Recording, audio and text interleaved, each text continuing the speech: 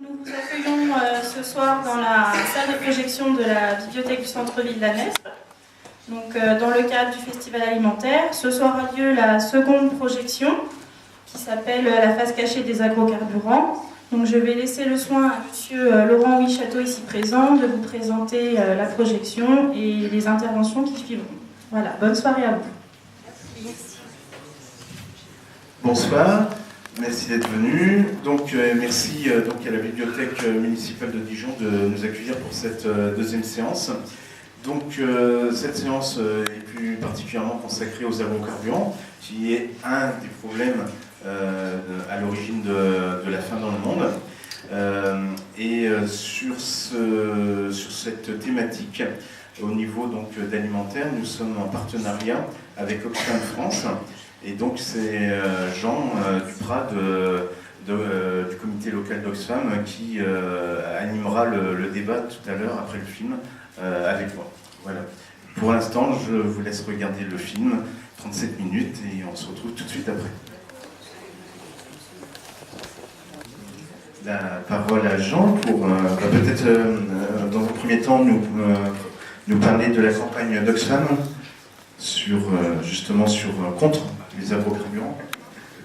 Oui, je crois déjà, on reviendra quand même sur le film, parce que je trouve qu'il présente beaucoup d'aspects, à la fois, au départ, on a l'impression très positifs, et puis ensuite avec différents points qui peuvent amener à essayer de réfléchir et de voir qu'est-ce qu'on peut faire et comment on peut intervenir par rapport à ce problème des agrocarburants. Alors, Oxfam France, qui est une association qui date de 1988 et qui s'appelait Agir ici et qui est devenue Oxfam France en 2005, est une ONG qui, comme d'autres ONG, aussi bien, je vais citer celle qui travaille aussi sur cette campagne, c'est-à-dire le CCFD, le Comité catholique contre la faim pour le développement pour une terre solidaire, Peuple solidaire, également les Amis de la Terre, mais on a aussi d'autres associations qui, comme Survie, peuvent s'associer, mais aussi Agronomes et Vétérinaires sans frontières, chacun ayant plus une particularité, mais pour cette campagne-là, sont ensemble pour essayer de faire évoluer à la fois les mentalités et la législation. Alors, cette campagne s'inscrit dans ce qu'on appelle une campagne plus large qui s'appelle Cultivons, et qui commence par cette campagne sur les agrocarburants, mais on était également associé à la campagne contre l'accaparement des terres, et qui rejoint d'ailleurs une partie de ce problème. Et il y aura encore d'autres campagnes sur les droits à l'alimentation, les droits à la santé, les droits à l'éducation, dans les mois, les semestres ou les années à venir. Donc on n'a pas fini. Notre mode d'action est essentiellement un mode d'action par le biais des plaidoyers, mais c'est aussi par le biais d'interventions qui peuvent être de différentes natures. La première très connue, c'est la pétition. Vous en avez une à la sortie à ma gauche, donc à votre gauche aussi en sortant.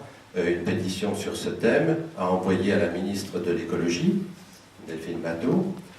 Vous avez aussi des cartes postales qui sont envoyées également et qui demandent effectivement que à la fois la France et l'Union européenne prennent des décisions par rapport à ce problème, mais vous avez aussi la possibilité d'écrire vous-même. Et très souvent, quand les gens reprennent une partie des pétitions et mettent leur patte personnelle, d'accord, c'est un effort, mais les députés, puisqu'on s'adresse aussi aux députés en France et aux députés européens, sont parfois plus sensibles à ce genre d'action.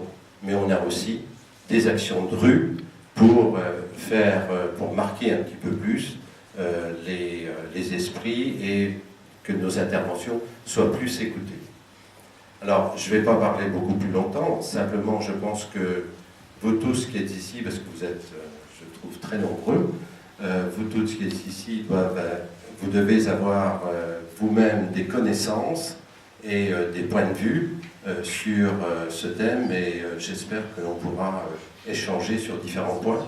On peut peut-être commencer par les réactions vis-à-vis de ce film et puis peut-être après voir un certain nombre d'éléments qui sont cités dans le film et qui peuvent entraîner un débat. Vous avez vu aussi, et je terminerai sur ce point, vous avez vu que ces derniers temps, les journaux nationaux ont eu des articles relativement approfondis sur ce thème. Les médias, et surtout les médias radiophoniques, sont intervenus plusieurs fois également sur ce thème. Et vous avez vu que ça a été un problème qui est actuellement, certainement vous l'avez vu, actuellement en débat au Parlement européen avant une décision des gouvernements au début de 2013. Il faut dire aussi que, d'après la FAO, on s'achemine pour 2013 vers un gros problème mondial au niveau de l'alimentation. Donc c'est vrai qu'il va falloir choisir entre manger et rouler. Oui, c'est le thème qui a été choisi, bien sûr. Alors c'est certainement un peu provocateur, mais ça se pose directement en France et en Europe. Le problème est un peu différent au niveau du Brésil, mais on peut en débattre. Moi, j'aimerais, si cela ne vous gêne pas, que vous réagissiez et que vous abordiez les problèmes qui vous paraissent importants et qu'on essaye de voir qu'est-ce qu'on peut faire ici, par plaidoyer ou vis-à-vis des décideurs, notamment français et européens. Quelqu'un veut intervenir ? Je suis très surpris par ce film parce que le président du Brésil, enfin en Europe du moins, il a été, chacun sait qu'il est populaire, il était réélu, je crois. Et non. Il ne pouvait plus. Ah oui, d'accord. Mais enfin, s'il avait pu, je ne m'attendais pas à ce qu'il ait pu accepter ce drame social. Je suis extrêmement surpris. Mais est-ce qu'au début, on avait pu mesurer que ça aurait été un si grand problème? Est-ce qu'au tout début, on pouvait mesurer que ça poserait autant de problèmes? Parce que ça a été un petit peu on pensait au miracle. Le Brésil est très varié, on va dire comme ça, ou très antagoniste sur un certain nombre de points. Il est vrai que Lula a mis en place donc son programme pour que tout le monde puisse manger, mais en même temps, il est dans un système libéral à fond et qui permet aux investisseurs, que ce soit dans l'accaparement des terres, c'est la 3e région du monde où la vente de terres est la plus importante dans ce qu'on appelle l'accaparement des terres, après l'Asie et l'Afrique. Et puis, vous le savez certainement dans d'autres cas, tout ce qui est par rapport au mouvement des Sans-Terre, le mouvement des Sans-Terre pourrait en parler beaucoup.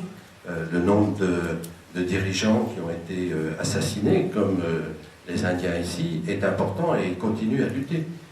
Et avec Marité, nous sommes allés en Uruguay il y a quelques années, il y a 2 ans, 3 ans. On a été très surpris de voir des Brésiliens, entre guillemets, envahir, disons s'installer en Uruguay en apportant la main-d'œuvre, les capitaux, le matériel, et avec aucune réglementation, puisque les gens qui venaient, ils n'étaient plus sous la réglementation brésilienne et ils n'étaient pas sous la réglementation uruguayenne. Donc le Brésil est très divers, c'est le moins qu'on puisse dire. Alors, quant à la deuxième question, elle est bien posée au début du film. Au début du film, c'est dit on va être libéré de la pression du pétrole. Et donc, l'éthanol, qui est donc, puisque vous savez qu'il y a 2 sortes d'agrocarburants, il y a des agrocarburants, enfin, normalement, alors j'en parlais tout à l'heure, j'ai assisté à une partie du débat la semaine dernière, c'est vrai que le terme utilisé est biocarburant. Bon, en fait, pratiquement aucune ONG l'utilise, puisque biocarburant fait allusion à du carburant comme l'alimentation bio. Or que c'est bien sûr pas du tout le cas, mais on peut y revenir. Donc on préfère agrocarburant, et même certains parlent de nécrocarburant. Donc, vous voyez, bon, on regardait le terme d'agrocarburant, ce sera plus simple. C'est vrai qu'on pensait... alors, je disais, il y a deux grandes catégories pour l'instant hein, d'agrocarburants. Il y a ceux à partir de tout ce qui est plantes comme l'huile de palme, le soja, le tournesol, etc., qui sont des biodiesels, comme ils disent. Hein. Et puis ceux qui sont plus... qui produisent de l'éthanol à partir de la canne à sucre, mais aussi on peut en faire à partir du blé, hein, du maïs, etc. De la betterave, bien sûr. La betterave. Et puis ça, c'est les premières générations. Et on commence actuellement à parler d'agrocarburants de deuxième génération. Dans ce cas-là, c'est toute la plante, c'est-à-dire à la fois le fruit et les déchets qui seraient utilisés pour produire donc, du carburant. Et puis la troisième génération qui serait à partir des algues, des levures, et qui ne prendrait pas des plantes qui servent à l'alimentation. Alors c'est vrai qu'au début, on a cru que ça allait être... Bon. Alors comme ça a été subventionné partout dans le monde, et rien que pour la France, en 5 ans, ça a été 2,6 milliards d'euros qui ont été distribués, eh bien, comme c'est subventionné, bien sûr, ça a fait l'objet de spéculation. Et quand, en 2011-2012, l'industrie française qui a produit des agrocarburants a bénéficié de 1,1 million d'exonération fiscale, milliards d'exonération fiscale, et ils ont investi 500 millions. Et alors ils disent, maintenant, dans le débat, ils disent, mais si vous ne supprimez les exonérations fiscales, il n'y aura pas de recherche pour la deuxième ou la troisième génération. En fait, ils ne l'utilisent pas. Et vous savez aussi qu'il y a quand même le problème du crédit impôt recherche. Ils n'en parlent pas non plus en plus. Donc c'est bien pour l'instant un moyen de spéculer, de faire de l'argent. Il est vrai qu'il y a d'autres méthodes. Bon, c'est un peu différent parce que là, c'est pas pour les carburants, vous avez raison. Il y a la méthanisation qui se développe tout doucement, et qui normalement s'appuie pour l'instant essentiellement sur le fumier, les lisiers, de façon à produire de l'énergie. Vous avez raison. Mais si on prend le problème, celui-là, des agrocarburants, c'est vraiment parce que, et ils l'ont évoqué dans le film, c'est pour ça que j'ai trouvé qu'en très peu de temps, ils évoquaient énormément de choses. On a parlé de la première partie, hein, l'intérêt. Alors, je reviens toujours sur la première partie, excusez-moi, je reviendrai sur celle-là après. On n'est pas forcément contre tous les agrocarburants. Soyons clairs, dans une période, on était en surproduction en Europe. La surproduction en blé, en maïs, etc., elle peut être utilisée, pourquoi pas, pour produire du carburant. Et ça paraît normal. Dans un certain nombre de pays, on utilise des plantes qui ne sont pas des plantes alimentaires, et donc là aussi, elles peuvent être utilisées pour faire du carburant. Le problème, c'est si on prend les terres sur lesquelles on devrait continuer à cultiver des plantes alimentaires pour la nourriture des gens. Or, comme le disait Laurent tout à l'heure, actuellement, c'est 800 millions de personnes dans le monde qui ne mangent pas à leur faim. Et si on compte un peu plus, on dit sur ceux qui mangent mal, c'est 8 milliards. Donc, si vous voulez, c'est ça, c'est l'entraînement, les conséquences par rapport à cela. Et on dit aussi que rien qu'en Europe, ce que l'on utilise en agrocarburant, blé et maïs, simplement, permettrait de faire manger 125 millions de personnes. Alors, bon, attendez, il ne faut pas dire qu'on va envoyer du blé et du maïs, forcément, dans des pays qui n'ont pas des habitudes alimentaires avec le blé et le maïs. Il ne faut pas non plus faire cette erreur-là. Mais il n'empêche qu'il y a des conséquences directes. Et l'autre conséquence, pardon, excusez-moi, on était trop près, l'autre conséquence, c'est que soja, tournesol, colza, 70% du colza de France est utilisé pour du biodiesel. Et donc, comme il manque des tourteaux, on importe des tourteaux de palme. Alors vous savez très bien que le tourteau de palme est moins bon que le tourteau, notamment de soja ou de colza. Donc voilà des conséquences de ce qui se passe actuellement par ce biais-là. Donc si vous voulez, la demande actuellement, c'est de dire qu'il faut arrêter les exonérations fiscales. Il y a deux types d'exonérations fiscales. Bon, il y a des exonérations fiscales sur la production et des exonérations sur l'intégration dans les carburants. Et ils disent que ce qu'il faut, c'est aller vers l'arrêt. Or, l'accord sur les exonérations fiscales était valable de 2005 ou de 2007 jusqu'en 2013 ou 2015. Et le gouvernement, qui a pourtant annoncé qu'il ne mettrait pas plus de 7% dans les carburants, alors qu'il était prévu 10% en 2020, en fait, veut prolonger les exonérations fiscales. Donc ce qu'on leur demande, c'est d'arrêter. D'arrêter, d'autant plus que sur le marché mondial, les cours ont largement augmenté. Et les cours, c'est entre 2 fois plus et 3 fois plus sur le colza et sur le maïs. C'est énorme, en 2 ans. Voilà, merci. Je voudrais bien attaquer le troisième point, en ce qui concerne la vie des autochtones. C'est un vieux problème, c'est la même chose comme chez les autochtones de l'Australie. C'est presque la même chose qui arrive. Mais pourquoi ne pas pallier, trouver, assouplir la vie de ces autochtones? Parce qu'on est en train de changer leur mode de vie. Ils sont exposés parce que les gens ont des millions, ils visent des millions. En fonction de ces millions, il faut maintenant faire la pression auprès des élus, afin que ces gens-là puissent être défendus, de telle sorte qu'on puisse aussi faire des centres de formation, des hôpitaux pour eux, pour qu'ils sortent de cette vie-là, aborigène ou quel genre de vie indienne, qu'ils passent maintenant à une autre vie, parce que, vu les circonstances du terrain, c'est plus praticable. C'est ça que moi je pense qu'on peut faire. Merci. Certainement, on peut le faire. Je pense, oui. Je ne sais pas comment vous voyez le problème, vous, par rapport à cela.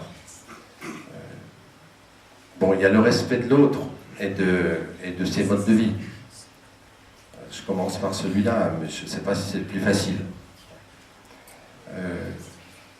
Regardez rien que dans nos pays, comme quoi il faut être, pour être dans la modernité, il faut avoir un style de vie. Et on a du mal à accepter les gens qui veulent vivre autrement.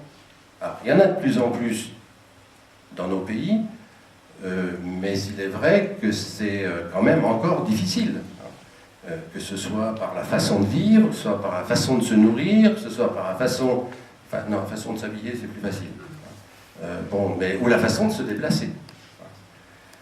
Sur le plan mondial, je suis persuadé que l'économie libérale et le commerce soi-disant libre, parce qu'en fait, il y est rarement, mais on veut nous faire croire qu'il est libre, impose des modes de production, impose des modes de vie, impose des modes de ce qu'ils appellent le progrès, qui fait que ces populations, elles sont marginales, donc on ne veut pas s'en préoccuper.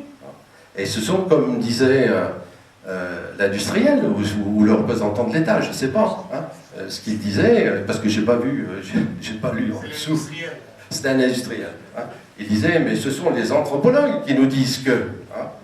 Mais c'est bien ça, la bagarre, c'est vrai, c'est vrai. Mais ça rejoint, vous avez raison, ça rejoint notre façon, notre conception de la vie, oui. Et notre façon de vivre, c'est sûr. Ce qui peut être d'ailleurs un élément dans notre façon d'essayer de lutter contre la prégnance des agrocarburants.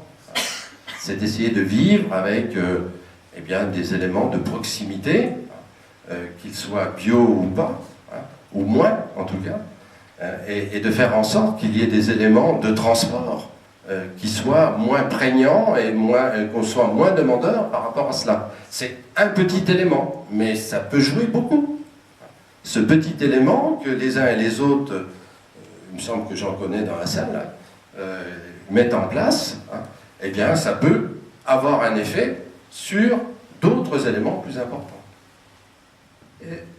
À la fin du film, il y a une chose qui m'a frappé, c'est que les Guaranis qui ne peuvent plus se nourrir selon leur mode traditionnel, on leur envoie une aide alimentaire. Est-ce que ça ne préfigure pas l'avenir? Il semble qu'il y a des grands dirigeants du monde qui envisagent de développer les multinationales pour nourrir le monde et qui, en particulier toutes les populations des bidonvilles, on leur enverrait de l'aide alimentaire.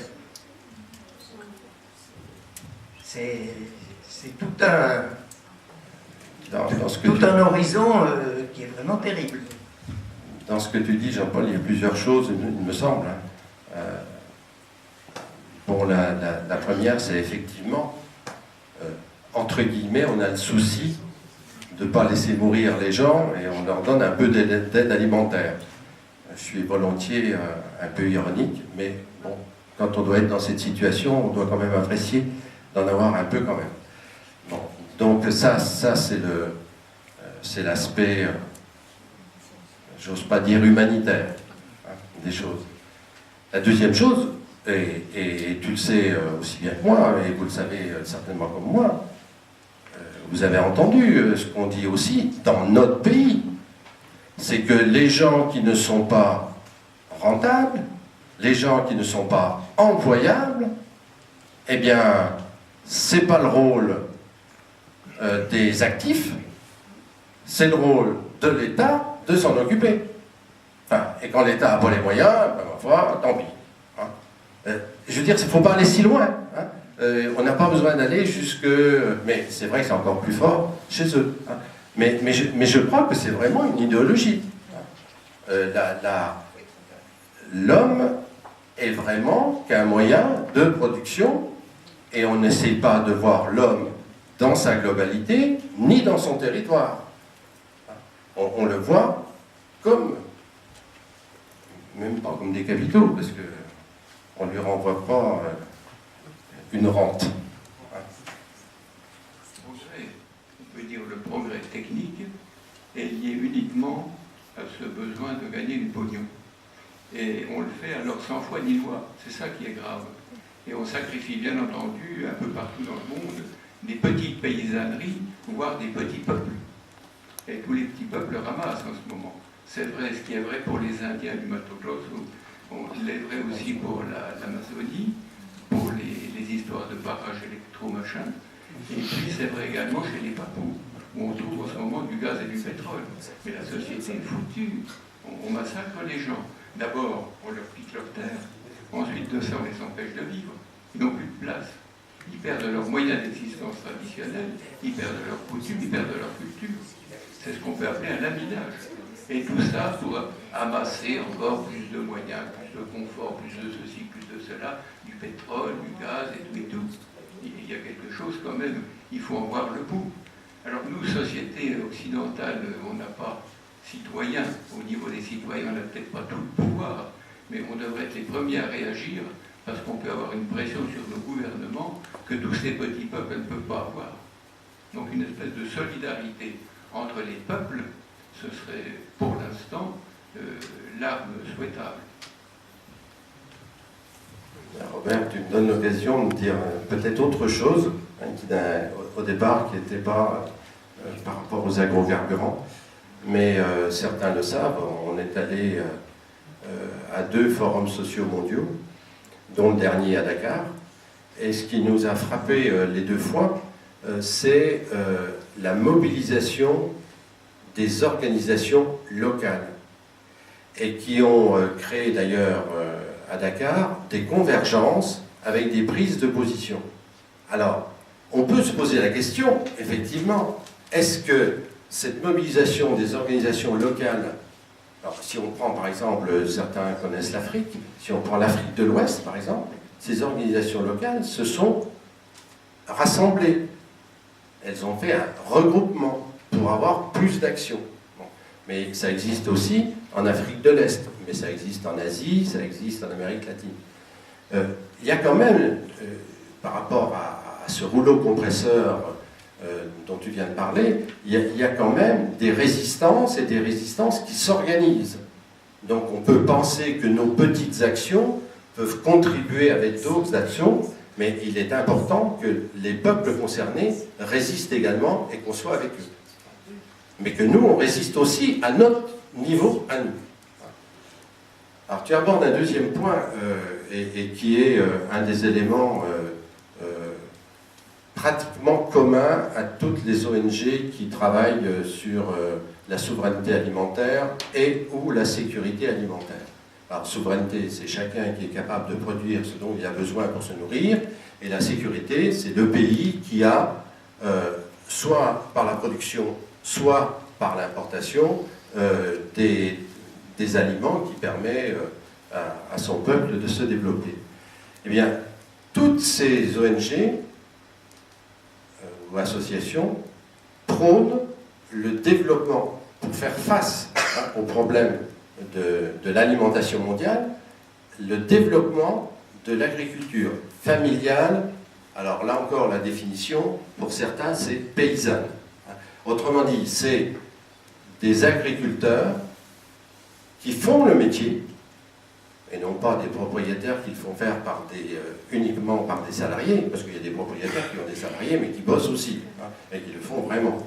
Donc des gens qui travaillent dans le métier, qui prennent des décisions concernant leur ferme, et qui ne subissent pas des décisions prises par des industries, comme dans un certain nombre d'élevages ou de production intégrée, et des gens qui préservent la biodiversité, c'est un élément supplémentaire, parce que vous avez beaucoup d'agriculture familiale, donc 1, 2, 3, 4, 5 familles ensemble qui travaillent, mais qui ne sont pas dans la préservation de la biodiversité. Donc quand on parle d'agriculture familiale ou paysanne, c'est des gens qui préservent aussi la biodiversité, qui préservent le territoire, qui pensent le territoire et qui pensent l'alimentation. Eh bien, toutes ces ONG-là, dont je parlais tout à l'heure, mais il y en a d'autres encore, elles prônent ce type d'action. Or, vous le savez, la politique agricole commune se renégocie en ce moment et sera pour l'agriculture européenne pour les 5, 10, 15, 20 années à venir. Et donc là aussi, il y a une bagarre qui est, je te dis bien une bagarre, parce que ce sont des intérêts. Ce sont des intérêts et ce sont des demandes. Alors les ONG sont dans le coup également. Mais quel poids elles vont pouvoir avoir dans la décision, ça va dépendre de nous. Et je crois que là, ce n'est pas simplement l'affaire des agriculteurs. C'est ce que je voudrais vous dire là. C'est que c'est l'affaire des agriculteurs et des consommateurs, autrement dit tous les citoyens. D'ailleurs, si je peux faire un tout petit peu de pub, il y a une organisation dans le cadre de la SSI. Il va y avoir deux choses dans le cadre de la SSI. Il va y avoir une soirée le jeudi 22 d'agronomes et vétérinaires sans frontières sur comment nourrir 9 milliards d'individus en 2050. Et puis le samedi après-midi, le dimanche matin à AgroSup, il y aura une manifestation initiée par le CCFD sur enjeux de terre, enjeux citoyens. Donc c'est des regards à la fois des consommateurs, des collectivités territoriales, des agriculteurs et à la fois le Centre français de la solidarité internationale et le CCFD font venir des partenaires des 4 autres régions du monde pour qu'ils donnent leur avis par rapport à ce qui se passe et par rapport à ce qu'on souhaite comme type d'agriculture dans le monde et d'accès à la terre. Je voulais préciser par rapport à ce que tu disais sur l'agriculture familiale, il n'y a pas que les ONG qui recommandent le recours à l'agriculture familiale pour sortir de l'ornière. Il y a également la FAO qui est quand même l'agence de l'ONU s'occupe des problèmes d'agriculture et de faim dans le monde, qui également recommande le recours à l'agriculture familiale pour sortir de l'ornière. Et des organisations syndicales, y compris agricoles. Oui, moi j'ai deux sujets de réflexion. C'est-à-dire que concernant les carburants ou biocarburants, leur consommation ne peut pas diminuer parce que du fait de la mondialisation, puisque les produits maintenant, du fait des délocalisations, on achète des produits à l'autre bout du monde, donc ça fait énormément de transport. Il y a des produits qui parcourent le monde dans un sens, dans l'autre. Donc c'est un problème qui est très important parce que la consommation des carburants ne peut pas diminuer, ne peut qu'augmenter du fait de cette mondialisation et de ces délocalisations. Ça, c'est le premier sujet de réflexion. Le deuxième, prenons par exemple le Brésil. Bon, il y a des ONG, tout ça, il y aura une lutte pour justement que ce qui se passe dans certains pays s'améliore. Mais le problème, c'est un problème d'interventionnisme. Comment intervenir dans un pays? L'État va dire, écoutez, c'est une atteinte à notre souveraineté, c'est un obstacle. Bon, c'est un sujet de réflexion aussi. Voilà, c'est les deux sujets de réflexion. Vous avez raison de dire que le problème est loin d'être facile, puisque vous avez vu l'augmentation du nombre de voitures en Chine. Je pense qu'on le verra sous peu en Inde, même s'il y en a déjà beaucoup, et on n'est plus à 66-70 millions d'habitants. On est avec un zéro de plus et parfois doublé, donc à plus de 1,5 milliard. Donc c'est sûr que le problème va se poser et que la recherche, notamment par rapport aux nouveaux, comme disait mademoiselle tout à l'heure, les nouvelles formes d'énergie, elle est indispensable. Il ne s'agit pas de l'arrêter. Il ne s'agit pas de dire qu'il faut revenir au pétrole, point terminé, pas du tout. Mais il faut pour l'instant préserver, donc enlever les exonérations fiscales, de façon à ce que l'équilibre soit plus respecté vis-à-vis de la production agricole pour l'alimentaire, et qu'on ne privilégie pas ce qui est pour les carburants. La deuxième chose, c'est la recherche pour arriver à avoir d'autres types de carburants. Bon, ça c'est sûr, et ça c'est un problème plus global, vous avez tout à fait raison. La deuxième question, par rapport, il n'est pas question, même pour nos organisations, il n'est pas question de dire au Brésil ce qu'il faut faire. C'est aux organisations partenaires du Brésil d'intervenir et de nous dire. Il n'est pas question, vous avez tout à fait raison, de faire de l'interventionnisme en ce domaine. On peut signaler quand même les problèmes et insister sur les dégâts, comme c'est fait par ce film d'ailleurs. Quand vous voyez la pollution, les problèmes de pollution, bon, c'est énorme. On sait très bien qu'ils sont énormes au Brésil, qu'ils sont énormes en Inde, qu'ils sont énormes en Chine, qu'ils sont énormes dans différents pays, dans différentes métropoles. C'est vrai que c'est des problèmes cruciaux, et qui ont des impacts en plus sur le climat. Et l'impact sur le climat, c'est l'impact sur l'ensemble de la planète. Donc c'est sûr que c'est pas... il va falloir trouver des compromis. Mais là encore, la question c'est, qu'est-ce qui est au cœur? Est-ce que c'est l'alimentation de l'ensemble de la population mondiale, ou est-ce que c'est, comme disait Robert, le bien-être d'une population minime sur l'ensemble du monde? Apparemment, dans la salle, il n'y a pas d'agriculteurs qui produisent du colza, du blé, du tournesol, qui actuellement a bondi en termes de prix, et les agriculteurs se trouvent quand même plus à l'aise qu'il y a 5 ou 10 ans pour cela.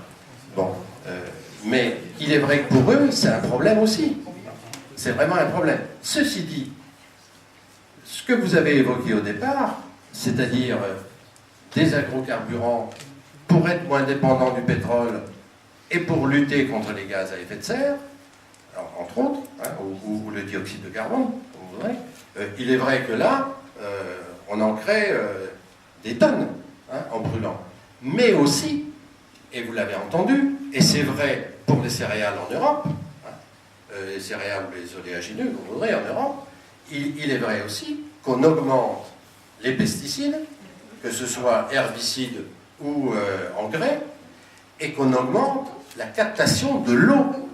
Ce foutu bien qui devrait être un bien mondial, hein, et qui est essentiel pour la vie.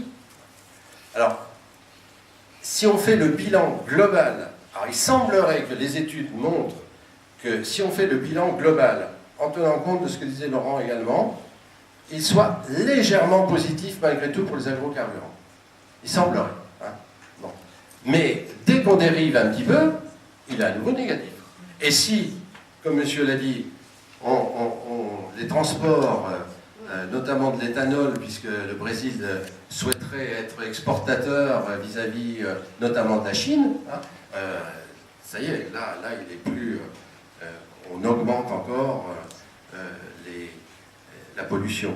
D'ailleurs, en France, de plus en plus se dit maintenant que l'introduction, on est en gros à 5% actuellement, hein, à 4 ou 5% d'introduction de alors biodiesel ou éthanol dans les carburants diesel ou essence. Eh bien, la consommation, alors il faut que je reprenne mes chiffres parce que je n'ai pas toute tête, mais la consommation a augmenté, et cette consommation qui augmente produit plus, évidemment, de pollution, mais également grève le budget des automobilistes. On parle de 3 milliards sur 5 ans que les automobilistes ont payé en plus, hein, de par cette augmentation. Alors, vous voyez, c'est loin d'être aussi net qu'on a voulu nous le faire croire au départ. Moi, je me demande aussi si, pour aider les Guaranis ou autres populations de ce style-là, déjà en France, on ne pourrait pas se demander si au lieu du tout automobile, on ne peut pas redévelopper des transports en commun qui ont été bien malmenés.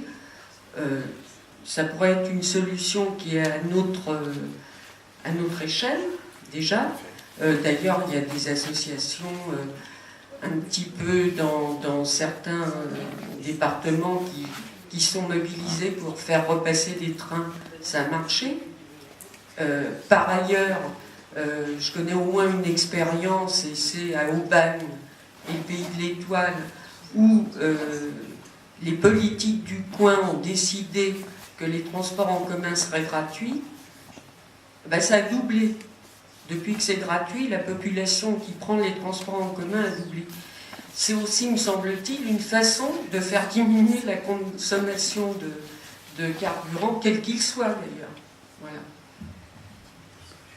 Je crois que vous avez raison, madame, et vous vous souvenez qu'il y a quelques années, le conseil régional a décidé d'investir dans la ligne Dijon-Mâcon, hein, en train, en TER, avec des cadencements, à certaines heures toutes les 20 minutes, d'autres toutes les demi-heures, à d'autres toutes les heures, et qu'en un an, je crois, mais je parle sous le contrôle de gens qui le savent mieux que moi, je crois que le nombre de voyageurs a doublé.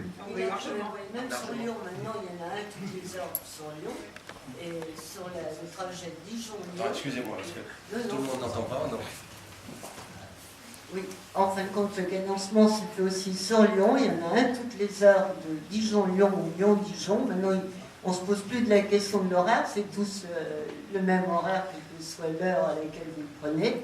Et ça a plus que doublé sur le trajet Dijon-Lyon. Aussi bien dans un sens que dans l'autre. Oui, il me semble que ces activités-là de production d'éthanol et de biodiesel sont dans les mains de l'industrie pétrolière. Or, ça fait le prix des matières premières augmente, et en particulier des produits oléagineux. Alors, est-ce que l'industrie agroalimentaire n'est pas un concurrent direct des fabricants d'agrocarburants? Normalement, leurs intérêts ne sont pas les mêmes. L'agroalimentaire a plutôt intérêt à disposer de produits moins chers, et l'industrie pétrolière a fabriqué de l'agrocarburant. Donc je me disais, est-ce que l'industrie agroalimentaire ne peut pas être ne peut pas aller dans le sens d'une campagne comme Oxfam. Est-ce que ça pourrait être un complice malgré lui? Oui, oui. Ah, écoute, on va peut-être essayer d'aller les voir. C'est vrai qu'on n'y avait pas pensé, hein, je reconnais.